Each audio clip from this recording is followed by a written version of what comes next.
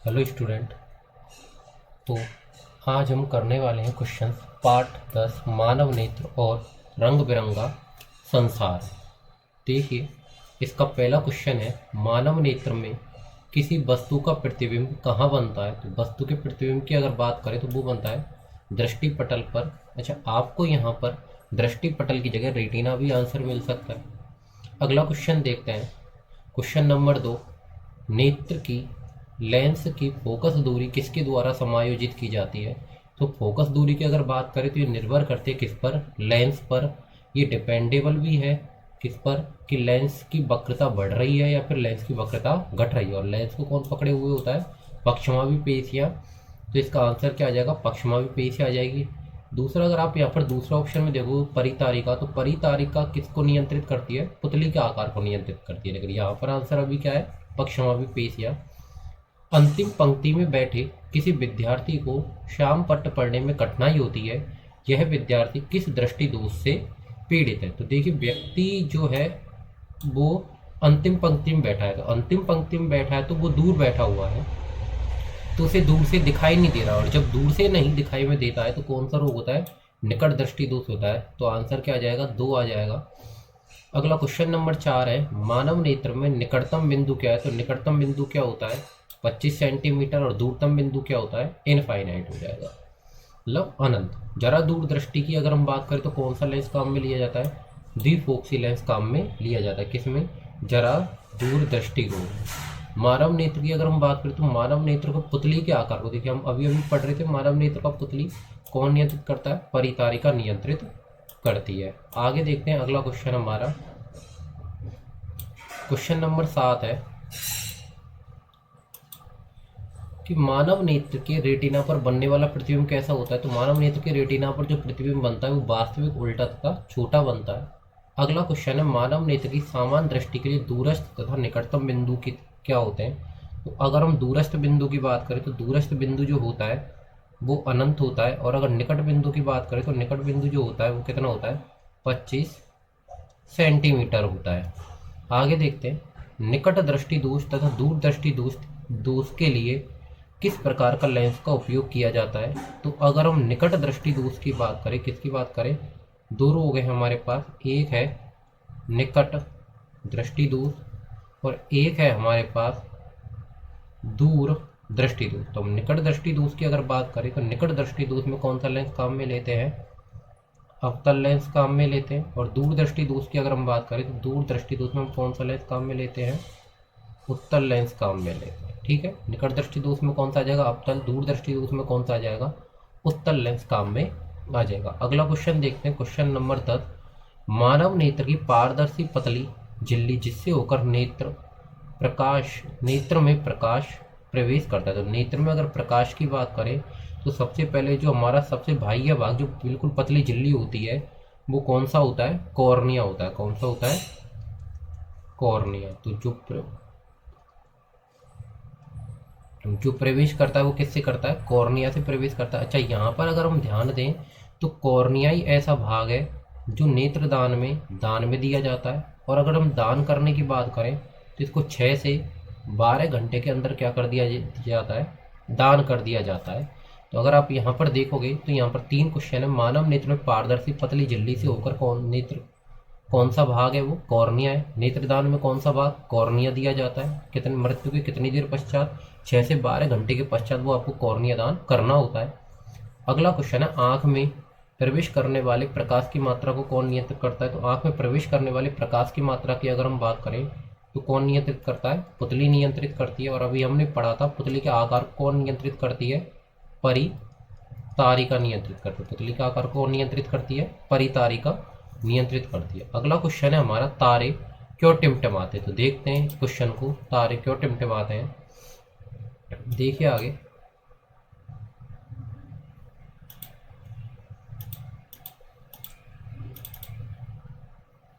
यहाँ पर इस क्वेश्चन को देखते हैं, तारे टिमटिमाने को। देखिए ये क्वेश्चन हमसे क्या कह रहा है,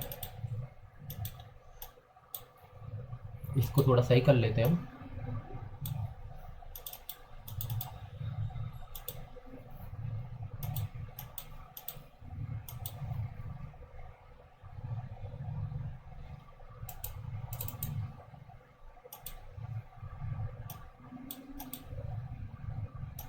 देखिए यहाँ पर अगर हम तारे के टिमटिमाने की अगर यहाँ पर बात करें तो देखिए यहाँ पर तारे क्यों टिमटिमाते, तो अगर आप यहाँ पर देखोगे ये जो क्षेत्र है ये कौन सा है, यहाँ पर तारे दिखाई दे रहे हैं, ये बीच में क्या है, वायुमंडल है। ये जो क्षेत्र है कौन सा मंडल, कौन सा क्षेत्र का मंडल है, ये जो है ये पूरा क्या दर्शा रहा है आपको, वायुमंडल को दर्शा रहा है। ये क्या है, जो ये लाइनें बनाई गई हैं ये क्या है, वायुमंडल के विभिन्न परतें हैं जिनमें क्या है पूरे धूल के, मिट्टी के, पानी के कण आदि के कण क्या है उपस्थित है। तो ये इन सबको इस तरह से दर्शाया गया है। नीचे अगर ध्यान दोगे तो ये कौन सा क्षेत्र है, ये पृथ्वी का क्षेत्र है। तो देखिए जब भी तारे से जब भी प्रकाश आता है तो होता क्या है, जैसे ये प्रकाश यहाँ पर ध्यान दोगे तो यहाँ तक बिल्कुल स्ट्रेट आ रहा है, सीधा आ रहा है। लेकिन जैसे ही ये वायुमंडल में प्रवेश करा, वायुमंडल में प्रवेश करते ही क्या होता है, विभिन्न प्रकार के कण होते हैं और पूरे वायुमंडल में हर जगह घनत्व क्या होता है, अलग अलग होता है। घनत्व से क्या मतलब है कि कहीं पर कण ज़्यादा होंगे, कहीं पर कण कम होंगे, तो घनत्व बार बार क्या हो रहा है, अलग अलग भी हो रहा है। तो बार बार इसका क्या होता है, जैसे यहाँ से यहाँ तक गया अपवर्तन हो गया, फिर यहाँ से यहाँ तक गया फिर अपवर्तन हो गया, फिर अपवर्तन हो गया, फिर अपवर्तन हो गया। तो हो क्या रहा है, इसका बार बार क्या होता जा रहा है, अपवर्तन हो रहा है, तब जाके वो कहाँ पर पहुँच रहा है, यहाँ पृथ्वी वाले हिस्से पर पहुँचता है। तो यहाँ पर जब इसकी अगर हम स्ट्रेट लाइन बनाने की कोशिश करें तो स्ट्रेट लाइन देखोगे तो वो यहाँ पर बनती है, जबकि हमारी तारे की वास्तविक स्थिति क्या थी, ये थी, और हमें दिखाई कौन सी दे दी है, ये दिखाई देती है। हम बोल सकते हैं कि जब तारे से प्रकाश आता है तो वायुमंडलीय अपवर्तन के कारण क्या होता है, वो प्रकाश सीधा नहीं आ पाता, उसका क्या हो जाता है, अपवर्तन हो रहा है। तो इसकी वजह से पहली बात तो ये हमें वो जो है स्थिति वो वास्तविक की जगह कौन सी दिखाई में दे रही है, आभासी स्थिति दिखाई में दे रही है। दूसरी बात ये है कि आभासी स्थिति भी दिखाई में दे रही है और ये टिमटिमाते क्यों है, तो टिमटिमाने का रीजन ये है कि ये जो वायुमंडल है, इस वायुमंडल में जो कण हैं विभिन्न प्रकार के कण उपस्थित हैं और इन कणों की उपस्थिति होने के कारण क्या है, ये जो वायुमंडल ये बार बार घनत्व जो है इसका परिवर्तित होता रहता है। तो जब घनत्व परिवर्तित होता है तो इसका पाथ भी, जो इसका पाथ है, इसका जो मार्ग है, ये भी क्या होता रहता है, परिवर्तित रहता है। क्योंकि जब घनत्व ज्यादा होगा कम होगा, ज्यादा होगा घनत्व कम होगा, तो बार बार अपवर्तन की घटना भी चेंज होगी, कभी कहीं पर ज्यादा कभी कहीं पर कम। तो होगा क्या, यहाँ पर जैसे जैसे ये वायुमंडल परिवर्तित होगा, जैसे जैसे वायुमंडल का घनत्व परिवर्तित होगा, वैसे वैसे अपवर्तन भी परिवर्तित होगा यहाँ पर, और इस कारण हमें ये बार बार तारे कैसे दिखाई देते हैं, टिमटिमाते हुए दिखाई देते हैं। यहाँ पर आंसर देख लेते हैं एक बार, तारों को प्रकाश में वायुमंडलीय अपवर्तन के कारण ही टिमटिमाते प्रतीत होते हैं। अगर डायरेक्ट आंसर पूछ ले तो आप क्या लिखोगे, वायुमंडलीय अपवर्तन। पृथ्वी के वायुमंडल में प्रवेश करने के पश्चात पृथ्वी के पृष्ठ पर पहुंचने तक तारे का प्रकाश निरंतर क्या होता रहता है, अपवर्तित होता रहता है, जिसके कारण तारे की आभासी स्थिति है, तारे की आभासी स्थिति उसकी वास्तविक स्थिति से क्या होती है, भिन्न प्रतीत होती है। आगे देखते हैं, तारों से आने वाले प्रकाश का पता करने के लिए वायुमंडल में बार बार परिवर्तन के कारण, ये थोड़ा गलत लिखा हुआ है, इसको थोड़ा सही कर लेते हैं।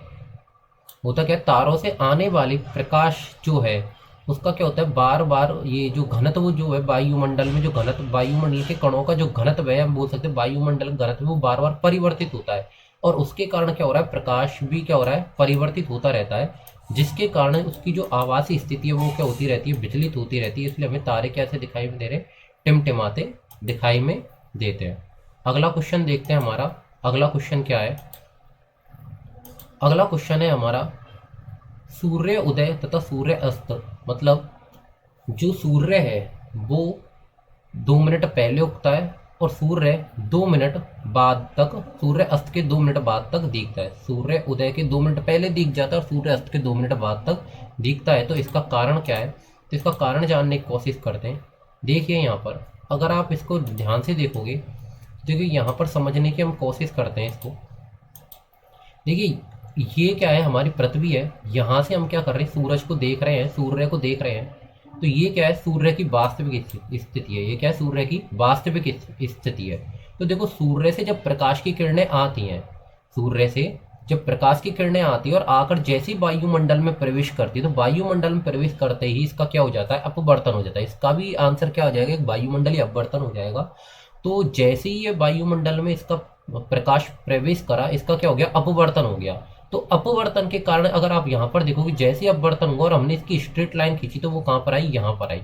तो वास्तविक सूर्य यहाँ पर है, लेकिन हमें ये यहाँ दिखाई में दे रहा है और इसको यहाँ पर दिखाई देने में कितना समय लग जाता है, 2 मिनट का समय लग जाता है। मतलब ये 2 मिनट पहले ही दिखाई में दे जाता है। तो कारण क्या है, वायुमंडलीय अपवर्तन ये 2 मिनट पहले दिखाई में देता है और 2 मिनट बाद तक दिखाई में देता है। अगर ये डूबरा होता तो भी क्या होता कि 2 मिनट बाद तक, यहाँ तक जब तक होता ही है, जैसे मान लो डूबरा होता तो यहाँ तक आता, तो यहाँ तक ये हमें दिखाई में दे रहा होता। कारण क्या है, वही वायुमंडलीय अपवर्तन कारण है। क्योंकि वायुमंडलीय अपवर्तन के कारण इसकी जो प्रकाश किरण वो क्या हो जाती है, अपवर्तित हो जाती है। इस कारण ये हमें 2 मिनट पहले दिखाई में देता है और 2 मिनट बाद तक दिखाई देता है। अच्छा, कुल समय क्या हो गया, कुल समय हो गया इसका 4 मिनट, 2 मिनट पहले और 2 मिनट बाद में। मतलब वायुमंडल के अपवर्तन के कारण सूर्य हमें वास्तविक समय से लगभग 2 मिनट पूर्व दिखाई देने लगता है तथा वास्तविक सूर्य से लगभग 2 मिनट बाद तक दिखाई देता है। तो ये इसका क्या हो गया, आंसर हो गया। देखिए अगला क्वेश्चन देखते हैं। अगला क्वेश्चन हमारा क्या है, अगला क्वेश्चन हमारा है क्वेश्चन नंबर, यहाँ पर क्वेश्चन नंबर 16, स्वच्छ आकाश का रंग नीला क्यों दिखाई देता है। देखते हैं क्वेश्चन नंबर 16, स्वच्छ आकाश का रंग नीला क्यों दिखाई देता है। तो देखिए इस क्वेश्चन को, क्वेश्चन नंबर 16 क्या बोल रहा है हमारा, स्वच्छ आकाश का रंग नीला दिखाई देने का कारण क्या है। देखो जब भी सूर्य से, जैसे अगर हम यहाँ पर मान ली सूर्य है और सूर्य से जब प्रकाश आ रहा है तो सूर्य से जो प्रकाश आता है वो एक श्वेत प्रकाश आता है और वो 7 रंगों में क्या हो जाता है, विभक्त हो जाता है। ये हम भी जानते हैं। जब ये 7 रंगों में विभक्त हो जाता है तो वायुमंडल में क्या है, विभिन्न प्रकार के कण हैं। जैसे एयर के कण है, एयर मतलब वायु के कण हैं, कुछ धूल के कण भी हैं, कुछ जल के कण भी हैं। तो जो आता है तो होता क्या है, ये जो एयर के कण हैं ये इनको क्या कर लेते हैं, इनको अवशोषित कर लेते हैं और क्या कर देते हैं, फैला देते हैं। किसको, प्रकाश की किरण को अवशोषित करके क्या कहला कर देते हैं, फैला देते हैं। मतलब यहाँ पर अगर हम घटना की बात करें, जैसे हम बोल रहे थे कि प्रकाश तारों का टिमटिमाना और सूर्य का 2 मिनट पहले तक 2 मिनट बाद तक दिखाई देना, तो उसका हम वन लाइनर आंसर बोल रहे थे कि वायुमंडलीय अपवर्तन की घटना है। अगर इसका आंसर हम वन लाइनर में बोलेंगे तो हम क्या बोलेंगे, इसका कारण क्या है, प्रकीर्णन। इसका कारण क्या है, प्रकीर्णन। तो देखो प्रकीर्णन है क्या है कि जो प्रकाश की किरण उसको अवशोषित कर लेना और चारों दिशाओं में फैला देना, क्या कर देना, और उसको फैला देना। तो होता क्या है कि ये जो एयर है ये क्या करती है, सारे प्रकाश को क्या कर रही है, अवशोषित कर रही है और अवशोषित करके क्या कर दिया, इसने फैला दिया है।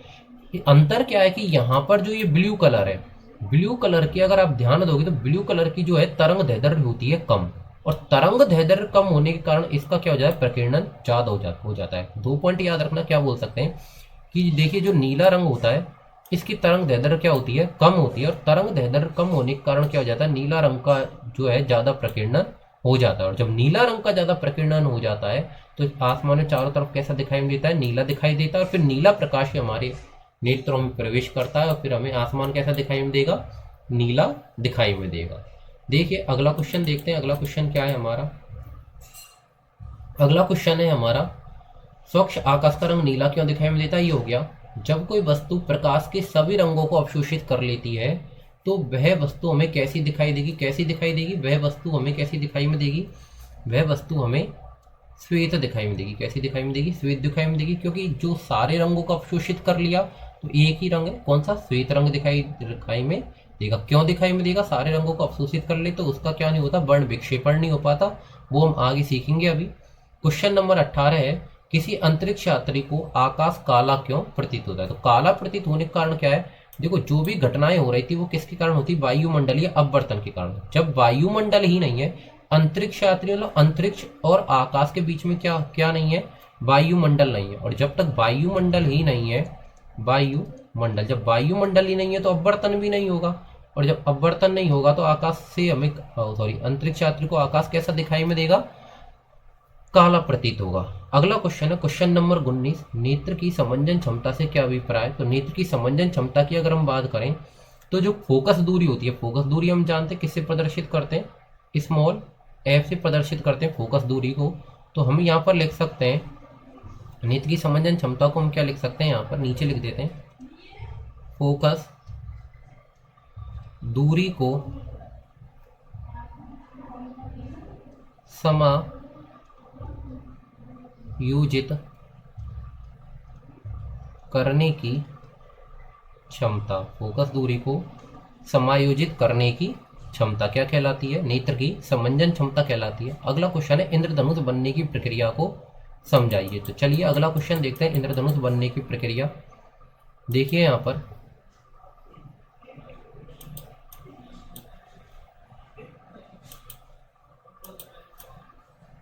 देखिए इंद्रधनुष बनने की प्रक्रिया क्या है।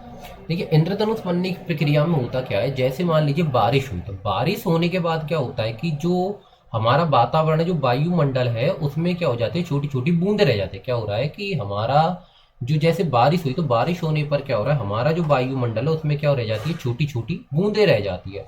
अब वो जो छोटी छोटी बूंदे रह जाती है, जब उन पर सूर्य का प्रकाश पड़ता है, अगर आप यहाँ पर देखोगे तो क्या हो रहा है, जैसे इन पर क्या पड़ता है, सूर्य का प्रकाश पड़ता है, तो सूर्य का प्रकाश पड़ते ही ये जो बूंदे हैं ये व्यवहार करने लगती हैं किसकी तरह, प्रिज्म की तरह। ये बूंदे किसकी तरह व्यवहार करने लगती हैं, प्रिज्म की तरह क्या करने लगती हैं, व्यवहार करने लगती हैं। तो जब प्रिज्म की तरह व्यवहार करती है तो प्रिज्म की क्या क्या घटना है कि प्रिज्म पर जब प्रकाश की किरण गिरती है तो उसका क्या होता है, पूर्ण आंतरिक परावर्तन होता है।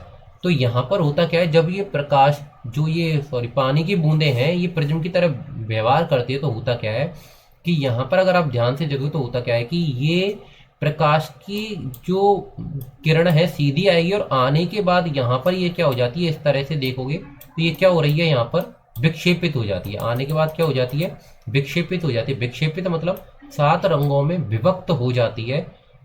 क्या हो रही है, यहाँ पर 7 रंगों में विभक्त हो रही है, और विभक्त होने के बाद इसका क्या हो जाता है, पूर्ण आंतरिक परावर्तन हो जाता है, और फिर इसका क्या हो जाता है, अपवर्तन हो जाता है। कहने का मतलब क्या है, हम सीधे से पॉइंट में समझते हैं। यहाँ पर हो क्या रहा है कि जब भी सूर्य से प्रकाश आ रहा है किस पर, पानी की बूंदों पर, तो ये पानी की बूंद व्यवहार करती है किसकी तरह, प्रिज्म की तरह। तो होता क्या है, जैसे ही प्रकाश आएगी यहाँ ये प्रकाश कितने भागों में विभक्त हो जाएगा, 7 भागों में विभक्त हो जाएगा, या हम बोल सकते हैं इसका वर्ण विक्षेपण हो जाएगा। वर्ण विक्षेपण मतलब प्रकाश का 7 भागों में विभक्त होना। उसके बाद दूसरी घटना क्या होगी, इसका पूर्ण आंतरिक परावर्तन हो जाएगा। फिर तीसरी घटना क्या होगी, पूर्ण आंतरिक परावर्तन होने के बाद इसका क्या हो जाएगा, अपवर्तन हो जाएगा। तो ये घटना है जिसकी वजह से हमें पूरा क्या दिखाई में देता है, इंद्रधनुष दिखाई में देता है। तो इंद्रधनुष वर्षा के पश्चात आकाश में जल के सूक्ष्म कणों में दिखाई देने वाला स्पेक्ट्रम है। जल की सूक्ष्म बूंद छोटे प्रिज्म की तरह भांति कार्य करती है। सूर्य से आपतित प्रकाश की किरण है को ये बूंदें विक्षेपित करती है। इसके पश्चात इसका पूर्ण रूप से क्या हो जाता है, आंतरिक परावर्तन हो जाता है। अंततः जल की बूंदें बाहर निकलते समय प्रकाश को अपवर्तित करती रहती है और इस प्रकार इंद्रधनुष दिखाई देता है। तो ये क्लियर हुआ। आगे देखते हैं अगला क्वेश्चन क्या है हमारा। अगला क्वेश्चन है क्वेश्चन नंबर हमारा 21। तो क्वेश्चन नंबर 21, क्वेश्चन नंबर 22 और आगे हमारे क्वेश्चन रह गए क्वेश्चन नंबर 23, 24, 25, 26, 27। तो क्वेश्चन नंबर 21 से लेकर क्वेश्चन नंबर 27 तक हम अगली वीडियो में देखेंगे। तो ये वीडियो यहीं देखते हैं, उसका हम अगले पार्ट में देखेंगे। धन्यवाद।